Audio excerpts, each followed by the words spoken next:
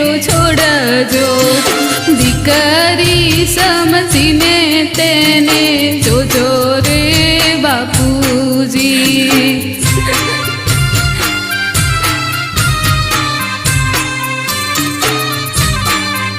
તને વહમે